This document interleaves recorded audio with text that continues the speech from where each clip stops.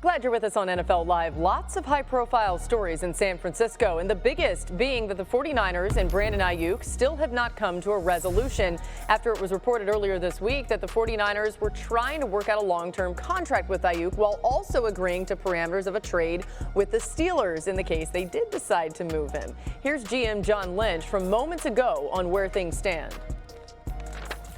You know, I'm not going to characterize any chances or anything. I can tell you this. It's been a long, arduous, hard process, hard journey. We started this early and, for whatever reason, haven't been able to get it across the finish line. That's been frustrating. But the communication still has been really good, both with Brandon and his agent, and we're trying to figure out solutions. I'm always hopeful. I'm an optimistic person at nature, and so I'm always hopeful that we'll get there and get there soon. I can tell you we feel the urgency to have him. The season's approaching, and we have ample time, and so we're working hard. Hopefully there's a resolution soon. That's all I can share with everyone. Couple words stuck out to me there, Adam. He said arduous and frustrating. What more can you tell us about this situation in San Francisco? And long as well, Laura. So those are the words that did stand out there. And you mentioned the fact that the Niners have had a contract offer on the table, that there were reports that they could be reaching agreement with Brandon Aiyuk, that they could trade him to Pittsburgh. All those things at one point or another have been true. They have been close to Brandon Aiyuk getting a deal done. They have been close to trading him to Pittsburgh. They have been close to trading him to Cleveland. They have looked into a trade with the New England Patriots. So there are all sorts of scenarios that at any various point within the last 2 or 3 weeks, I really thought that day that the issue was coming to a head, only to see it not happen. And now you heard the words of John Lynch. It's a hard thing to describe. It could reach its conclusion today, or it could drag on to the start of the regular season. It has been so hard to predict because essentially the outcome has been so elusive here. But I can tell you this, you showed the picture earlier in the day of being in Pittsburgh.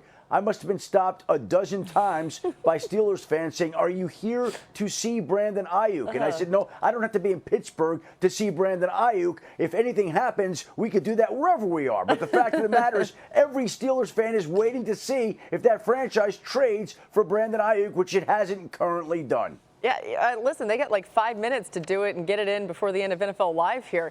That's not the only storyline surrounding the team. What more can you tell us about Trent Williams? Listen, I think that's taken a seat on the back burner compared to all the issues going on with Brandon Aiyuk. I think that they feel like that situation will be easier to resolve, conceivably, than the Brandon Aiyuk one, which has gotten the focus of their energies. And so while Aiyuk has taken up their energies, Williams sits on the sideline, hasn't been in camp yet. And Christian McCaffrey also not practicing due to a calf injury that he sustained about a week or so ago. Now, the 49ers do expect that he'll be ready for opening night against the New York Jets on Monday Night Football. Don't think it's a major issue. They're being smart with him, but you never like to see a running back with a soft tissue injury the way that Christian McCaffrey now has that calf injury that'll sideline him throughout the rest of training camp. Yeah, with all the contract talk on offense, right, it's easy to forget that the 49ers defense also has its share of question marks. They lost several defensive linemen in free agency, including Eric Armstead and Javon Kinlaw. Starters Dre Greenlaw and Talanoa Hufanga remain on the PUP list, and the unit is breaking in a new coordinator with Nick Sorensen replacing Steve Wilks.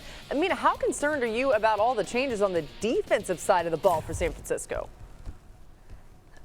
I am concerned. I still think it's a very good unit, particularly against the pass, but against the run, I don't know. It was a bit of an issue last year. It was actually a big issue last year. They were 28th in success rate against the run, and Eric Armstead was one of their better run defenders. On first down, when he was on the field, they allowed 3.2 yards per carry. When he was not on the field, that was 4.8.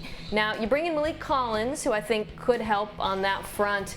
But I still think that could be an issue, especially with Dre Greenlaw out, and that's something to monitor earlier in the season, because if I was playing this team, that would be my focus, to try to run the ball. Yeah, even attacking Greenlaw, or Greenlaw's replacement in Oren Burks, was the way the Chiefs won the Super Bowl, right? I mean, Oren Burks allowed a ton of targets in coverage That's a team that is a top-heavy roster in general, and now, of course, you're spending more on guys like Nick Bosa. You might be spending more on guys like Brandon Aiyuk if this contract ever gets done, or Trent Williams, and that's less on the defensive side of the ball. They had to cut Armstead for cap reasons, had to move on from Chase Young, who they traded a draft pick for, and the guys they brought in, Yetur Gross-Matos, Leonard Floyd, good players, but not necessarily players of the same caliber. So you're now asking more of Fred Warner. You're asking more of Nick Bosa. You're asking more of Javon Hargrave. Their stars have to be absolutely phenomenal for this roster construction to work even before Brock Purdy gets paid, let alone after this season when Brock Purdy gets a massive raise from the 49ers. Yeah, Adam, you're in conversations with these 49ers people a good bit, and certainly with the Aiyuk situation. How much pressure do you think they're feeling just in knowing that it feels like they've been so close to winning a Super Bowl, they don't want this window to close on them, and there are all these issues we're talking about? Well, to combine those issues that you're asking about, I think that's what makes the Aiyuk situation so frustrating, is that you've been so close to getting to the top of the mountain, and you need that player to get to the top of the mountain, and you can't get him signed, and right now you're struggling to find a trade.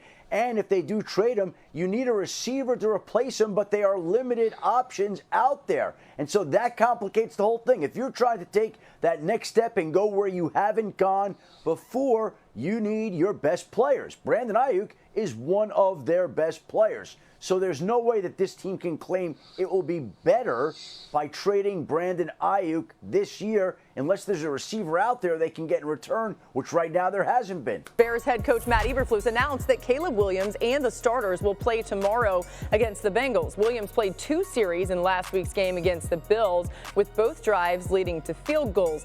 Here's Eberflus on the goal for Williams in his next test. Very beneficial to play a Buffalo team that is very similar to us defensively. So it wasn't that big of a stretch for him to learn those, the rules and where things are in terms of the passing game.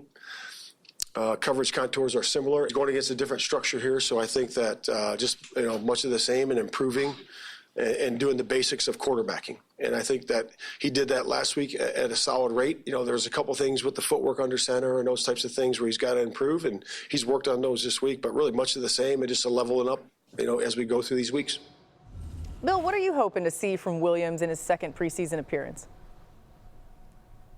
I want to see exactly what I just mentioned from May and what impressed me yesterday, the composure within the pocket, the composure within structure and making plays within structure. We know Caleb Williams can do that. He did it at school, but last week he did a little that here and there, but it was a lot of stuff out of structure. He was creating with his legs. He was creating with his arm. It's great to have those skills. Obviously, you want that from your exciting young quarterback, but Caleb Williams is going to make a lot of money in this league working inside the pocket, going through his progressions, and finding receivers. And I think you want to see more of that as the preseason goes along. There's nothing wrong with what he's done so far. It's just a process for all these young quarterbacks to grow more comfortable, trust their offensive line, trust their protections, trust what they're seeing on the defensive side of the football, and then firing off more intentional passes within the pocket to get the ball out and make plays.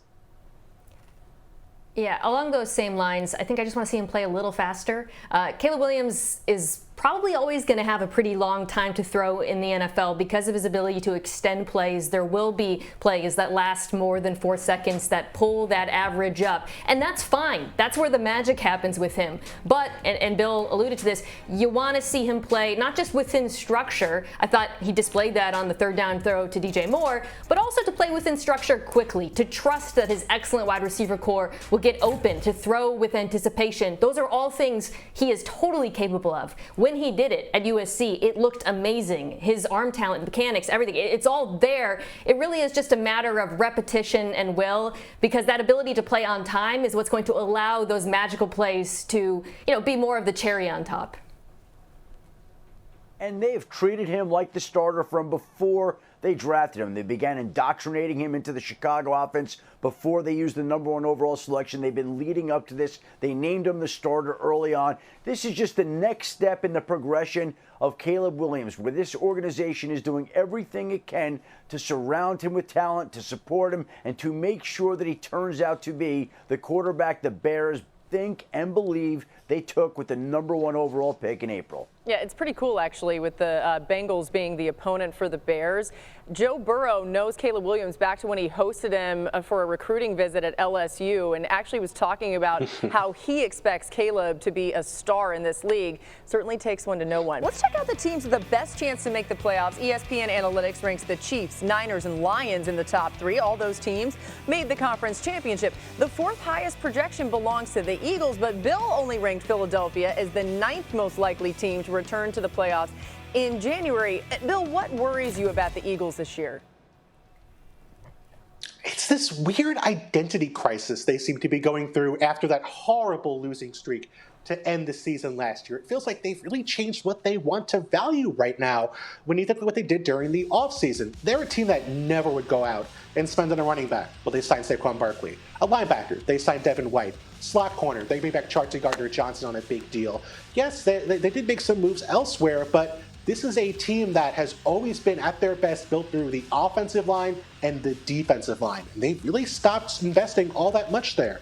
You know, they did get rid of Hassan Reddick, Jason Kelsey retired, Fletcher Cox retired. This is a team that maybe has more holes on the line of scrimmage than they've had in years past. And after firing both coordinators, I just don't know if they have necessarily like a solid identity, if they know who they are heading into a really important season for Nick Sirianni.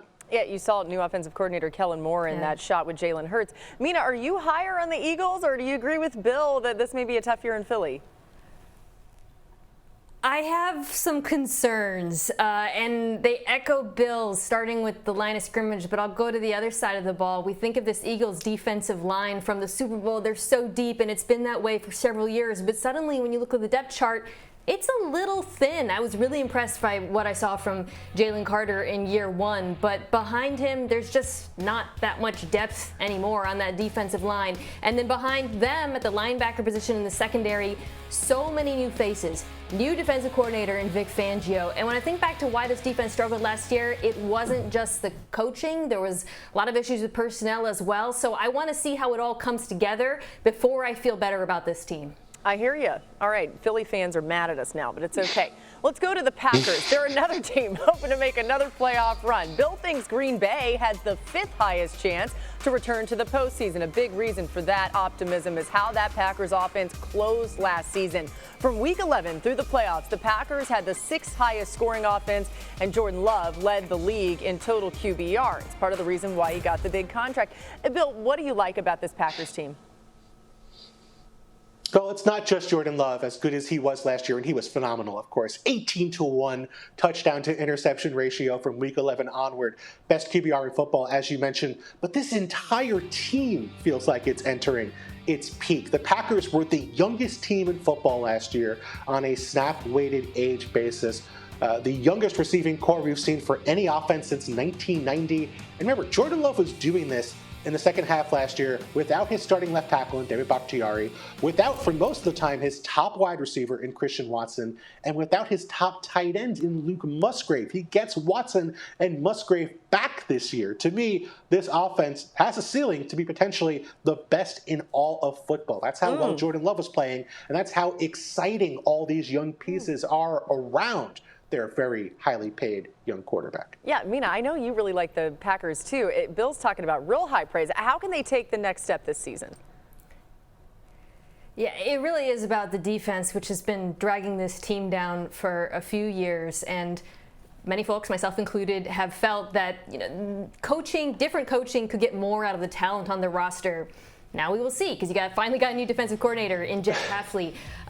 One of the things I'm really excited about his system is how I think this front in particular could thrive in it. Previously, they played a more passive style, which can work if you have really stout run defenders.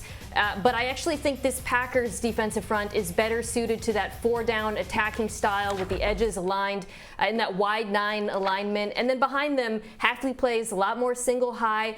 We'll see how that goes. He might have to make some adjustments, but I do think the addition of Xavier McKinney really helps on that front, and I think Jair Alexander's an excellent man corner.